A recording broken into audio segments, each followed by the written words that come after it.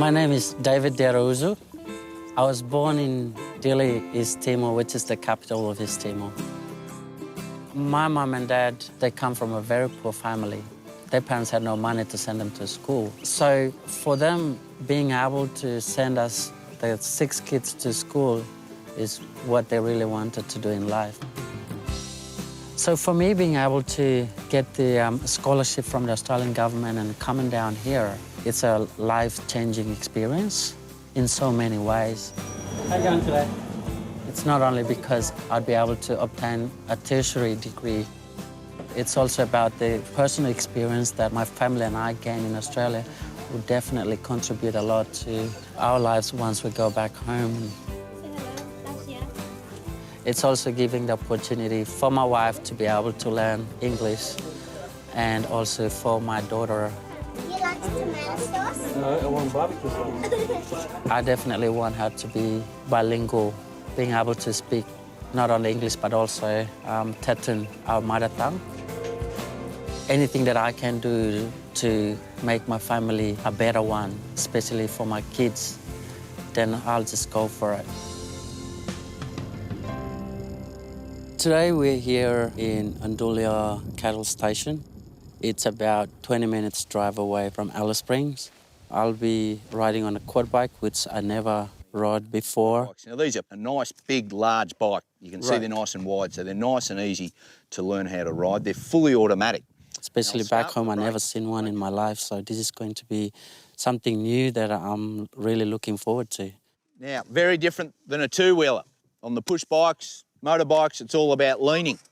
On a quad bike, it's all done with a little bit of muscle in the arms. Yep. I don't want to say I'm nervous. I think I'm more excited. All right, David, we'll make it move, eh? Yep.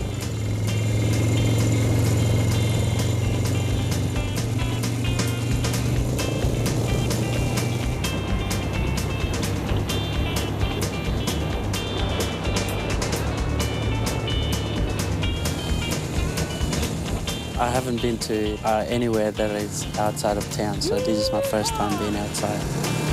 This is nice. I love it. Yeehaw! Fantastic. I never saw, beautiful hills with all this landscape before in my life. Check this out. I'm going uphill.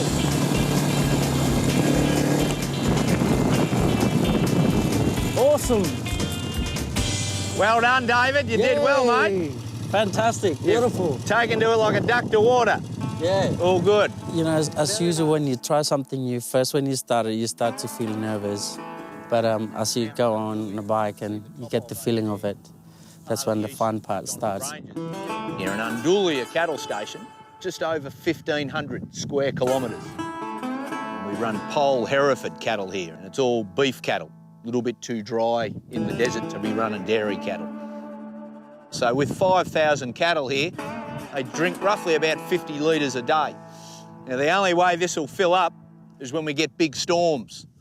So we need... What I learned today is that it's not easy to live in a place like this. Now, the mustering's done from April to September, and that uses the quad bikes like we're riding, helicopter to bring the cattle in, and trap gates, which the difficulty they face, you have a big range of empty land where you're like you're being dropped in the middle of nowhere. The cattle smell the water. They get up towards these bars here, they smell the water, they want the water, they give it a push and think, aha, straight on through. Go through. Yeah. In you come. Oh. You can make mooing noises if it helps. Moo. Now, one day of the year, we want to trap the cattle. So all we do is swing this gate closed on the exit. Right. I was surprised today because I thought that, it's a cattle station and I expected to see thousands and thousands of cattle, coming around us. But the fact that we only saw 3 today, it surprises me a lot. And at the same time, it also tells me, how massive this, empty land is. How are we holding up, David? All right, mate? Yeah, You're doing fine. well. Perfect.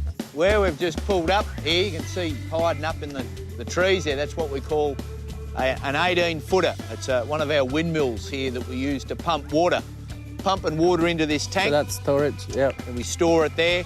And then we have 2 cattle troughs here, and the cattle can come in and drink from these troughs. So that's only for the cattle, it's not for... Just for the cattle, yeah. We drink the water from underground as well. Yep. But here we have 35 of these artesian bores. So we use either the windmills, we use diesel engines and solar pumps to get the water from underground. Go on, Dave, we'll jump back on the bikes. We're going to head over to one of the gorges here on the station. Cool. And with so a bit of luck... what are we going to see there? Bit of luck, we might see a bit of water that's still down in the waterhole down there at the moment. Maybe I can go for a swim too. Whoa, could be an idea. What I enjoyed about today is pretty much everything, the whole package. It's not only about riding the quad biking, but also learning about how people experience and survive living in a place like this, in an outstation where they are isolated pretty much from everything else. Have a look at our backyard, David. You couldn't get it any better, could you, mate? It's a nice office. Fantastic view. But, yeah, it's a little bit different life to what you'd expect, say, back in the cities. We're fairly lucky, we're only close to town, but some of the cattle properties here can be 7, 8, 10-hour drive to get to town. Right. And we're all on generators out here. We don't have normal town powers. Back about 1880, they came up this way looking for gold. It was a big gold rush. I enjoyed a lot today. It's one of those unforgettable experiences that, you know, I can always take on with me wherever I go, and it's just a great experience.